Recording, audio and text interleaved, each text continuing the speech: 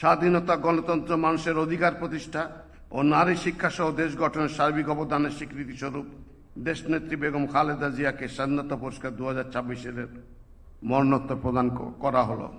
বেগম খালেদা জিয়ার পক্ষে পুরস্কার গ্রহণ করার জন্য তার নাতনি মিস জাইমা রহমানকে অনুরোধ জানাচ্ছি।